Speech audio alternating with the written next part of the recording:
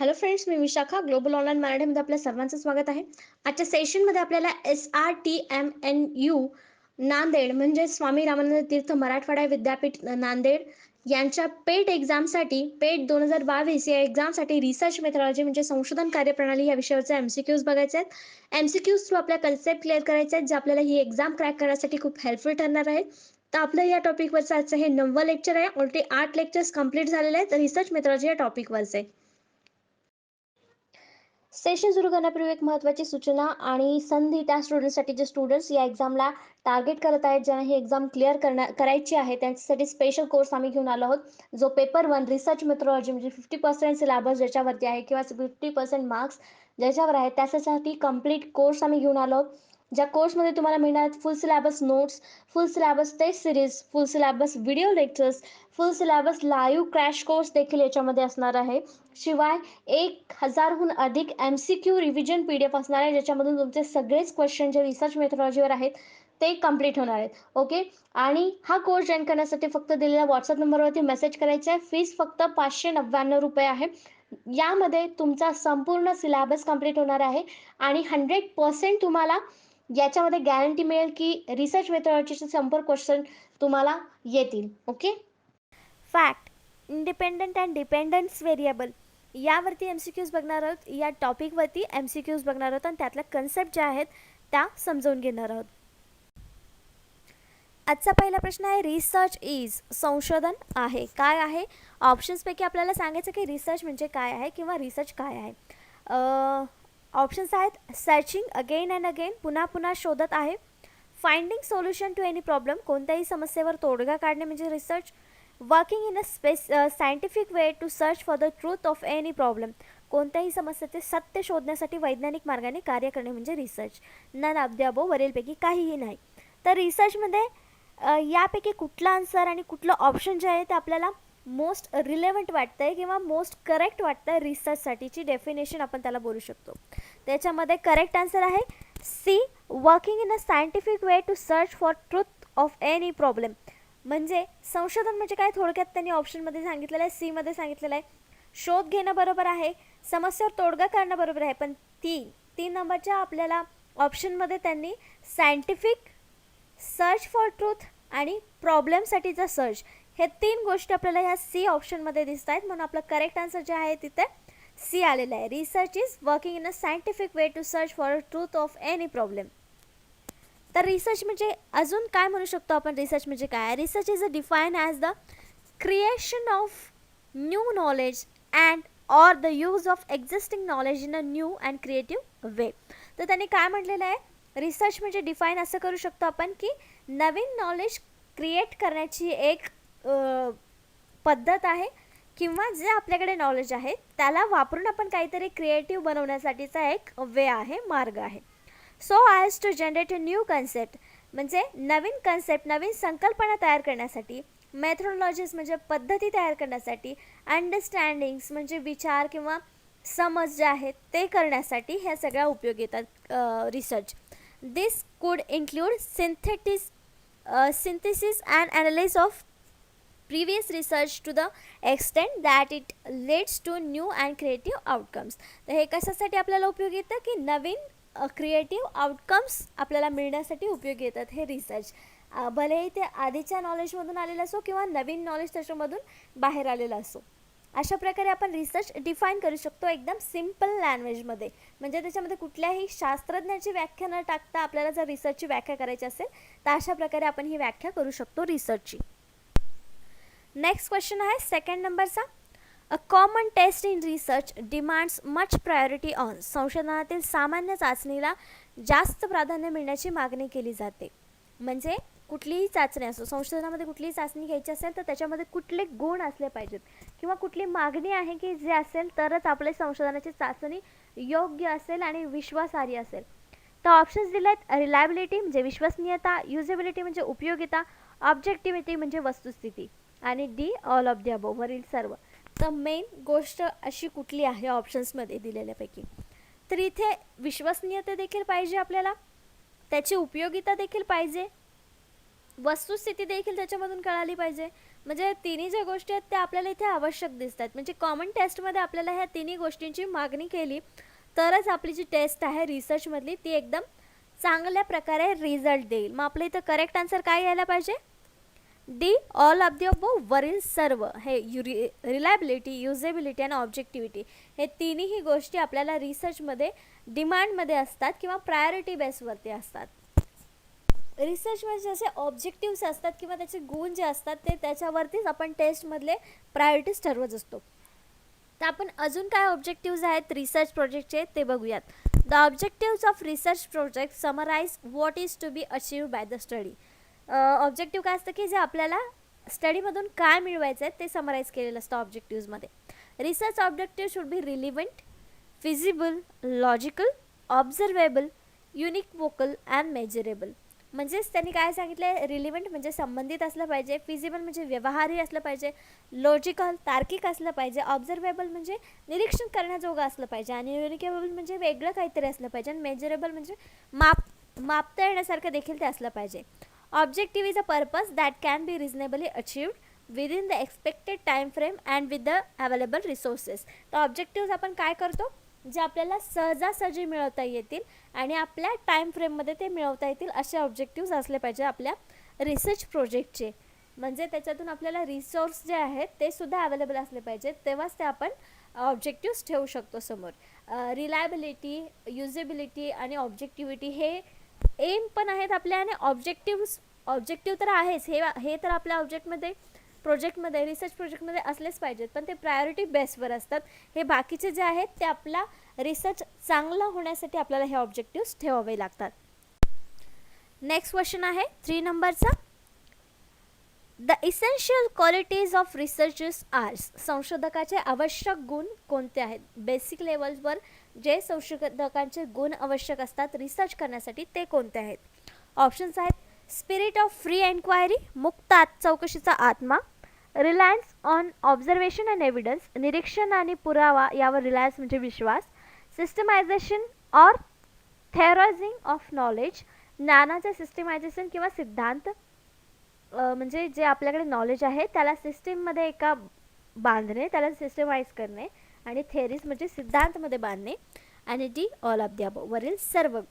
तर याचं correct answer काय असायला पाहिजे? एखाद्या संशोधकाकडे हे तिन्ही गोष्टी असतील तर कसा संशोधक होईल? तो एकदम चांगला होईल. हे सगळ्याच गोष्टी असल्या तर संशोधक एकदम चांगला होणार आहे. म्हणजे आपला करेक्ट आन्सर देखील काय असणार आहे? D all of the above वरील सर्व गुण हे एका संशोधकामध्ये आवश्यक आहेत. कंपल्सरी असतील असावेच ही अट नाही आहे, पण हे तिन्ही गुण जर असतील एखाद्या संशोधकामध्ये तर नक्कीच जो रिसर्च असेल किंवा संशोधक असेल तो चांगली माहिती सगळ्यांसमोर आणेल, चांगला रिसर्च एक पुढे येईल जर या सगळ्या गुणांसोबत तो संशोधक असेल तर. म्हणून आपल्या इथे करेक्ट आन्सर काय आलेला आहे? D all of the above वरील सगळ्या गोष्टी, सगळे गुण हे संशोधकामध्ये आवश्यक आहेत. तर त्या व्यतिरिक्त अजून कुठल्या क्वालिटीज रिसर्चर्समध्ये असल्या पाहिजेत ते आपल्याला स्क्रीनवर दिसत आहेत. एक एक करून आपण बघूयात. एक आहे फ्रेंडली विथ रिस्पॉन्डंट, ज्यांच्याकडून आपण डेटा गोळा करतोय, त्यांच्याकडून आपण रिस्पॉन्स मागतोय, त्यांच्यासोबत हे वागणूक ही फ्रेंडली असली पाहिजे, फ्री असली पाहिजे. नंतर लिस्ट डिस्करेजमेंट असली पाहिजे, कमी निराशावादी तो असला पाहिजे. फ्री फ्रॉम प्रिज्युडिसाइज म्हणजे आपले जे पूर्वग्रह आहेत त्याच्यापासून तो दूर असला पाहिजे. त्याच्यामध्ये कुठल्याही प्रोजेक्ट करताना कुठल्याही विषयाबद्दल त्याचं पहिलं मत नसणं अपेक्षित आहे. कॅपॅसिटी ऑफ डेप्थ इन्फॉर्मेशन म्हणजे त्याच्यामध्ये क्षमता असली पाहिजे की डेप्थ म्हणजे खोलपर्यंतचं इन्फॉर्मेशन, माहिती आपल्याला मिळवता आली पाहिजे किंवा मिळवण्याची त्याच्यामध्ये धमक पाहिजे किंवा इच्छाशक्ती पाहिजे.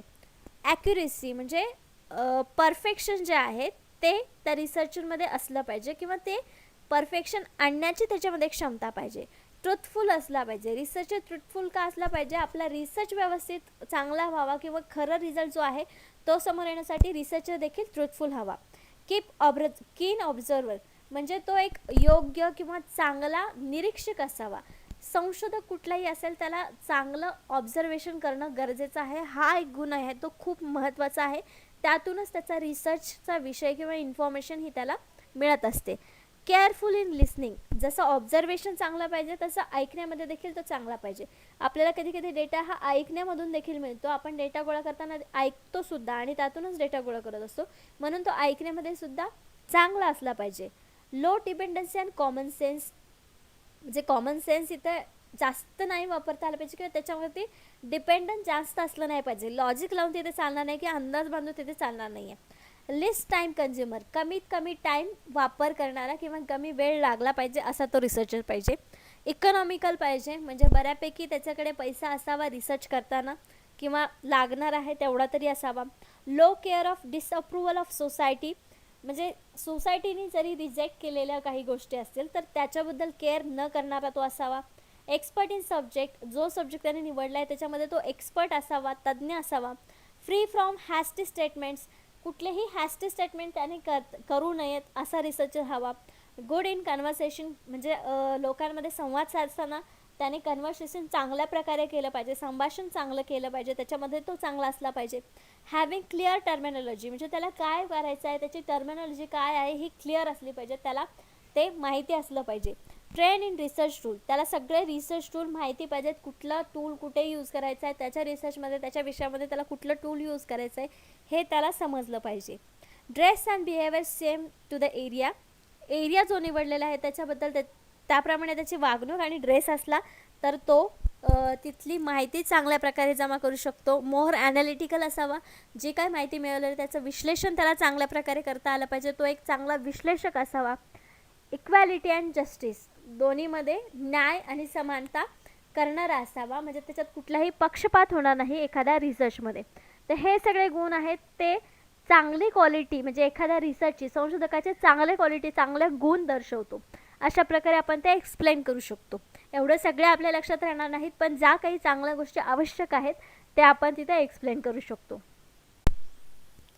नेक्स्ट क्वेश्चन आहे 4th नंबरचा. In the process of conducting research formulation of hypothesis is followed by. हायपोथेसिसचे फॉर्म्युलेशन, हायपोथेसिस तयार करणं, हे संशोधन करण्याची प्रक्रिया त्यानंतर केली जाते. कशानंतर केली जाते हे आपल्याला सांगायचं आहे. ऑप्शन्स आहेत statements of objectives, analysis of data, selection of research tools and collection of data. तर हायपोथेसिस आपल्याला सुरुवातीला मांडावे लागतात, पण ते कशाच्या नंतर केले जातात तर जेव्हा आपण सिलेक्शन डेटा गोळा करायचे टूल्स जेव्हा निवडतो त्याच्यानंतर आपल्याला हायपोथेसिस फॉर्म्युलेट करावे लागतात. मग इथे आपलं करेक्ट आन्सर काय असणार आहे? C, selection of research tools. संशोधन साधनांची निवड केल्यानंतर हायपोथेसिस फॉर्म्युलेशन होतं. ही एक प्रोसेस आहे जी आपण रिसर्च कंडक्ट करताना करतो. त्याची प्रोसेस काय आपण कशी आहे ते बघूया. तर इथे काय आपल्याला स्टेप्स दिसत आहेत ज्या रिसर्च करताना आपल्याला फॉलो करायच्या असतात. तर पहिली स्टेप आहे चूज अ टॉपिक. सगळ्यात पहिले आपल्याला टॉपिक चॉईस करायचा असतो, कुठला टॉपिक घ्यायचा आहे आणि त्याच्यावरती डीप स्टडी करून मग बाकीचं गोष्टी करायच्या असतात किंवा बाकीच्या स्टेप्स फॉलो करायच्या असतात. सेकंड स्टेप्समध्ये कलेक्ट बॅकग्राऊंड इन्फॉर्मेशन, म्हणजे त्याच्याबद्दल कोणी काही आधी लिहिलेलं आहे का, त्याच्यावर काही लिखाण झालेलं आहे का याच्याबद्दल करायचं असतं. नंतर ऑर्गनाइज इन्फॉर्मेशन अँड सायटेशन, जी काही इन्फॉर्मेशन आहे आपण माहिती गोळा केलेली आहे त्याच्यामधून ऑर्गनाइज करायची असते माहिती. आणि जी माहिती आपण कलेक्ट करतो डेटा कलेक्शनमध्ये पद्धती कुठल्या कुठल्या वापरायच्या आहेत हे आपल्याला थर्ड स्टेपमध्ये करावं लागतं. त्याच्यामध्येच आपण हायपोथेसिस वगैरे रेडी करतो. आणि नंतर फोर्थ स्टेप असते की जी इन्फॉर्मेशन आपण मिळवलेली आहे त्याच्यामध्ये इन्फॉर्मेशन इव्हॅल्युएट करायची असते. राईट रिसर्च क्वेश्चन, जिथं क्वेश्चन आपण तयार करतो तो तिथे मांडायचा असतो नेमक्या ह्याच्यात ज्याचा आपण डेटा कलेक्ट करतो त्याच्यामध्ये. त्याच्यानंतर मग ड्राफ्ट तयार होतो. या सगळ्या स्टेप्स केल्यानंतर आपण एक ड्राफ्ट तयार होतो, म्हणजे रफ जे आपण काम करतो त्याच्यावरती ते एक ड्राफ्ट तयार होतो. आणि ड्राफ्ट नंतर मग 6व्या स्टेपमध्ये त्याच्यामध्ये अजून काय करेक्शन्स आहेत, एडिटिंग आहे, रिवाईज करायचं आहे ते 6व्या स्टेपमध्ये. आणि 7व्या स्टेपमध्ये मग फायनल राईट असतं, फायनल ड्राफ्ट होतो. आणि सायटेड रेफरन्स, जे रेफरन्स आपण वापरलेले आहेत स्टडीसाठी आपल्या रिसर्चसाठी ते 7th स्टेपमध्ये येतात. अशा 7 स्टेप आहेत ज्याच्यामध्ये आपण रिसर्च कंप्लीट करत असतो प्रोजेक्टमध्ये. ही एक प्रोसेस आहे, त्या प्रोसेसनुसारच आपल्याला कंप्लीट रिसर्च करायचा असतो, तरच तो रिसर्च जो आहे तो व्हॅलिड असतो. नेक्स्ट 5th नंबरचा क्वेश्चन आहे. Next, a research paper is a brief report of research work based on. Research पेपरवर आधारित संशोधन कार्याचा एक संक्षिप्त अहवाल आहे, तो कशावर अवलंबून असतो किंवा कशावर रेडी केला जातो. ऑप्शन्स आहेत प्रायमरी डेटा ओनली, केवळ प्राथमिक डेटा, सेकंडरी डेटा ओनली, केवळ दुय्यम data, both primary and secondary data, प्राथमिक आणि माध्यमिक दोन्ही data, none of the above, वरीलपैकी काहीही नाही. त्याच्यामध्ये जास्त रिलेव्हंट आणि जास्त परफेक्ट जे आन्सर आहे ते आहे C, both primary and secondary. आपण जो रिसर्च तयार करतो त्याच्यामध्ये कोणतेही डेटा वापरू शकतो, फक्त प्रायमरी किंवा फक्त सेकंडरी वापरू शकत नाही. दोन्ही प्रकारचा डेटा आपण त्याच्यामध्ये इन्क्लूड करू शकतो आपल्याला चांगल्या प्रकारचा रिसर्च घ्यायचा असेल तर. मग इथे करेक्ट आन्सर आपलं सी असणार आहे, फक्त प्रायमरी किंवा फक्त सेकंडरी नसणार आहे आणि त्यामुळे नन ऑफ द अबव सुद्धा नसणार आहे. सी आपलं परफेक्ट आन्सर आहे, करेक्ट आन्सर आहे. तर डेटा प्रायमरी डेटा आणि सेकंडरी डेटा काय आहे तो आपण बघूया. Primary data is a type of data that is collected by researcher directly from the main source, while secondary data is the data that has already been collected through primary source and made readily available for researchers to use their own research. तर primary data म्हणजे ज्याच्यामधून स्वतः researcher माहिती गोळा करतोय main सोर्समधून, आणि secondary data जो already एखाद्या प्रायमरी डेटामधून गोळा करून रेडी केलेला आहे. जसे की लायब्ररीमध्ये जे बुक्स असतात ते वापरून जेव्हा आपण ते रिसर्च करतो तेव्हा तो सेकंडरी डेटा असतो, आणि इंटरव्ह्यू क्वेश्चनायर वापरून जेव्हा आपण डेटा गोळा करतो तो प्रायमरी डेटा असतो, कारण त्याच्यामध्ये आपण स्वतः डेटा गोळा करत असतो. तर हे दोन टाईप्स आहे, प्रायमरी आणि सेकंडरी डेटा. मग हे दोन्ही वापरून आपण एक चांगला रिसर्च तयार करू शकतो. म्हणून आपलं करेक्ट आन्सर आलं होतं की कुठलंही ब्रीफ करताना किंवा वर्क रिपोर्ट तयार करताना, संशोधनाचा रिपोर्ट तयार करताना आपण दोन्ही प्रकारच्या डेटाचा वापर तिथे करू शकतो. तर दोन्हीमध्ये इथे फरक आपल्याला दिला आहे ते बघूया. Primary data is a kind of data that is collected directly from the data source. जसं आपण म्हटलं की प्रायमरी डेटा हा डायरेक्टली डेटा सोर्समधून माहिती गोळा करत असतो. Primary data is any original information that you collect from the purpose of answering your research question. जो तुमचा क्वेश्चन आहे रिसर्चचा त्याला डायरेक्टली आन्सर करणारा हा डेटा असतो, जो प्रायमरी डेटा असतो तो. तर तेच सेकंडरी डेटा काय आहे. Secondary data is the data that is collected through primary source and made available for researchers to use their own research. तर सेकंडरी डेटा असा आहे जो प्रायमरी डेटामधून आधी गोळा केलेला असतो आणि नंतर दुसऱ्या रिसर्चर्सला तो उपयोगी येवा त्यांच्या रिसर्चसाठी अशा प्रकारचा तो डेटा गोळा केलेला असतो. मग तो सेकंडरी डेटा येतो. Secondary data is information that has been collected by other researchers and you are using it. म्हणजे ऑलरेडी कुठल्या तरी संशोधकांनी तो गोळा केलेला असतो इन्फॉर्मेशन डेटा, आणि तो तुमच्या रिसर्चसाठी तुम्ही यूज करत असतात, त्याला आपण सेकंडरी डेटा बोलतो. तर अशा प्रकारचे हे दोन डेटा प्रकार आहेत. नेक्स्ट क्वेश्चन आहे 6 नंबरचा. An appropriate source to find out descriptive information is. वर्णनात्मक माहिती शोधण्यासाठी योग्य स्रोत कोणता आहे किंवा म्हणजे काय आहे. ऑप्शन्स आहेत बिब्लिओग्राफी, ग्रंथसंग्रह, डिरेक्टरी, निर्देशिका, एन्सायक्लोपीडिया, विश्वकोश आणि डिक्शनरी शब्दकोश. या सगळ्यांमध्येच आपल्याला वर्णनात्मक माहिती मिळू शकते, पण त्याचं प्रमाण कमी जास्त असतं. पण एक असं स्रोत आहे ज्याच्यामध्ये तुम्हाला खूप माहिती मिळते, खूप प्रमाणात माहिती मिळते, जो वर्णनात्मक स्रोत, माहितीचा स्रोत ज्याला आपण म्हणू शकतो. तो करेक्ट आन्सर आहे सी, एन्सायक्लोपीडिया विश्वकोश.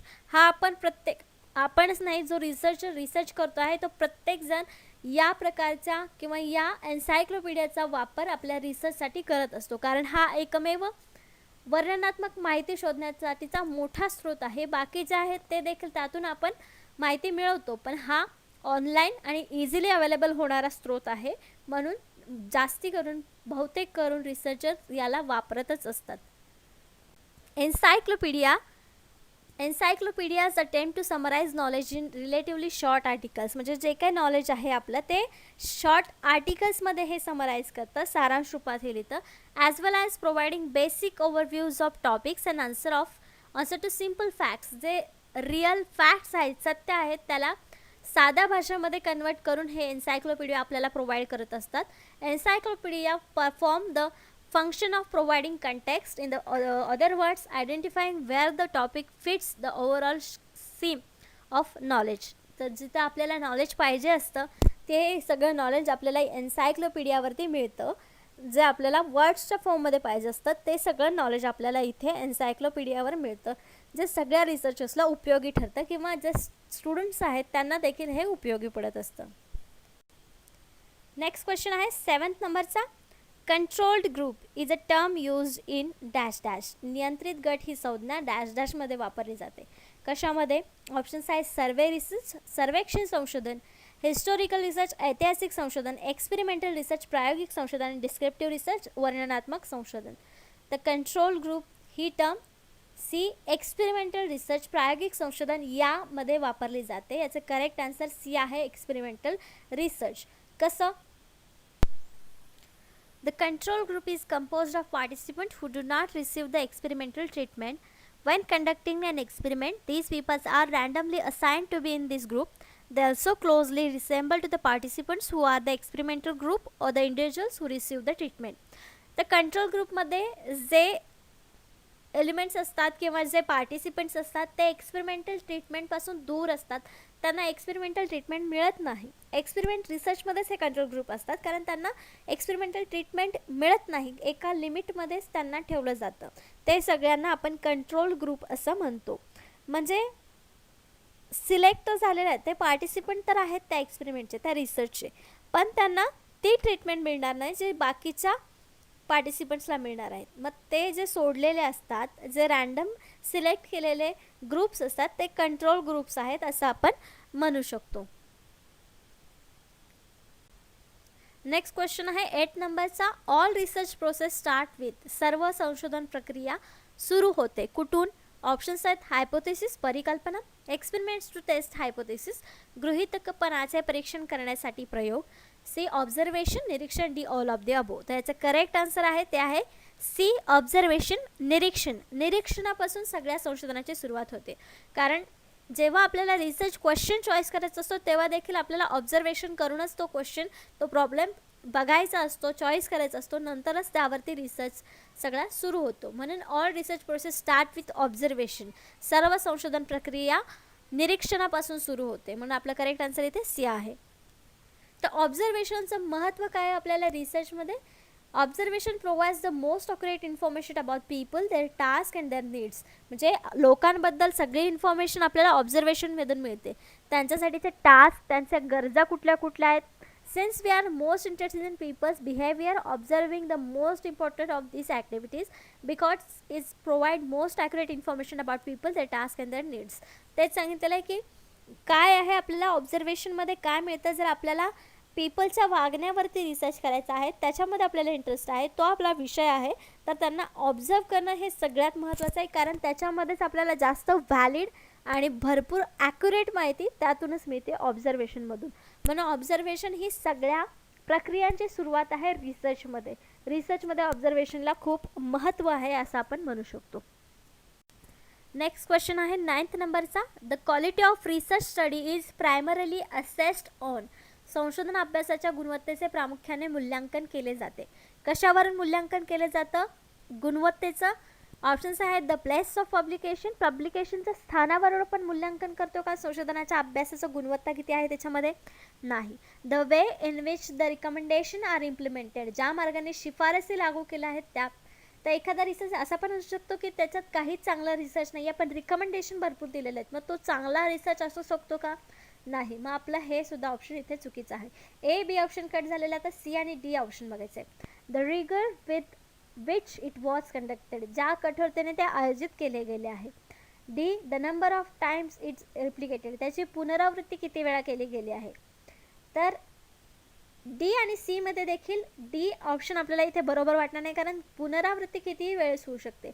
भले त्याचा कंटेंट किती चांगला असो नसो, विषय सोपा असला तरी त्याची पुनरावृत्ती होऊ शकते, पण त्याच्यामध्ये तेवढं चांगला अभ्यास आहे किंवा गुणवत्ता त्याच्यामध्ये चांगली आहे हे त्याचं मूल्यांकन तिथे होऊ शकत नाही. मग आपलं करेक्ट ऑप्शन इथे काय असणार आहे? C the rigour with which it was conducted. ज्या कठोरतेने हे आयोजित केले गेले, म्हणजे त्याच्यामध्ये कुठले कुठले कष्ट घेतलेत, कुठल्या कुठल्या पद्धती वापरल्यात, हे जेव्हा मूल्यांकन होईल तेव्हा त्याचं गुणवत्ता लक्षात येईल. म्हणजे संशोधन अभ्यासाच्या गुणवत्तेचे प्रामुख मूल्यांकन कशावर केलं पाहिजे?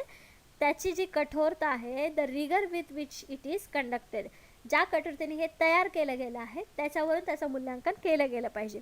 म्हणून आपलं करेक्ट आन्सर इथं सी आहे. Quality research most commonly denotes the scientific process including all aspects of study design. तर क्वालिटी रिसर्चमध्ये काय महत्त्वाचं असतं? सायंटिफिक प्रोसेस, वैज्ञानिक स्टेप्स असते, प्रोसेस असते, प्रक्रिया असते, ती त्याच्यामध्ये असली पाहिजे. आपल्या अभ्यासाच्या रचनेमध्ये त्याला इन्क्लूड केलं गेलेलं पाहिजे, तेव्हा ते एक क्वालिटी रिसर्च होईल. In particular it relates to the judgement regarding the match between the methods and question. जे क्वेश्चन्स आणि पद्धती आपण वापरणार आहोत ते सुद्धा त्याच्यामध्ये व्यवस्थित फिट करता आलं पाहिजे, त्याचं जजमेंट आपल्याला असलं पाहिजे. Selection of subject, measurement of outcome and protection against systemic bias. Non systemic bias. तर हे सगळ्या ज्या गोष्टी आहेत की पक्षपातीपणा, अपक्षपातीपणा, मोजमाप जे आपल्या आउटकम्स येणार आहेत, निष्कर्ष येणार आहेत, त्याचं मोजमापामध्ये मांडणी करणं किंवा टॉपिक विषयाची निवड करणं, हे सगळे महत्त्वाचे विषय आहेत. त्यावरून आपल्या रिसर्चची क्वालिटी कळते किंवा क्वालिटी मेंटेन राहण्यासाठी हे सगळं आपल्याला व्यवस्थित करणं गरजेचं असतं. तेव्हाच तो एक क्वालिटी रिसर्च पब्लिश होतो किंवा समोर येतो. नेक्स्ट क्वेश्चन आहे 10th नंबरचा.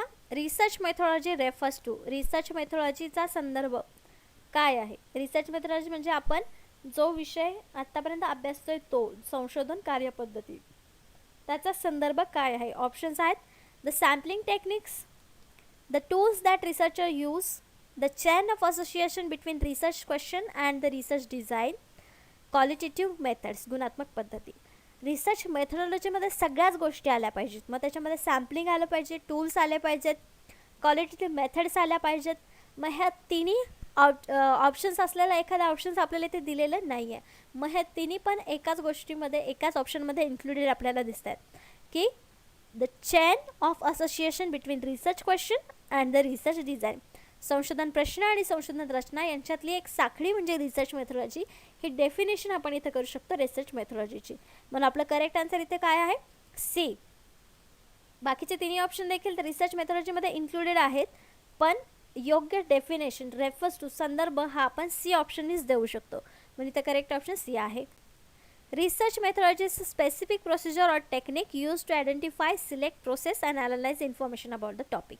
तर रिसर्च मेथॉडॉलॉजी काय करते? आपल्याला एखाद्या टॉपिकविषयी चांगली माहिती मिळवण्यासाठी एक प्रोसिजर, प्रक्रिया, टेक्निक्स, तंत्र कुठले यूज करायचे किंवा कुठली प्रोसेस यूज करायची, विश्लेषण कसं करायचं, सिलेक्ट कसं करायचं, या सगळ्याबद्दल रिसर्च मेथॉडॉलॉजी आपल्याला माहिती देत असते. In research paper, the methodology section allows the reader to critically evaluate study overall validity and reliability. तर रिसर्च पेपरमध्ये मेथॉडॉलॉजी जी आहे, म्हणजे रिसर्च मेथॉडॉलॉजी जी आहे ती त्याची वैधता किती आहे, त्याची विश्वासार्हता किती आहे हे मूल्यांकन करण्यासाठी महत्त्व देते किंवा आपल्याला साथ देते. मेथॉडॉलॉजी आपल्याला इथे मूल्यांकन करण्याला साथ देते. तर अशा प्रकारे आजचे आपले 10 प्रश्न, 10 कन्सेप्ट इथेच झालेले आहेत. नेक्स्ट लेक्चरमध्ये पुढच्या टॉपिकवरती आणि या टॉपिकवरती असे दोन्ही मिक्स क्वेश्चन्स आपण MCQs बघणार आहोत, त्याच्यावरच्या कन्सेप्ट बघणार आहोत. आजच्या लेक्चरसाठी धन्यवाद.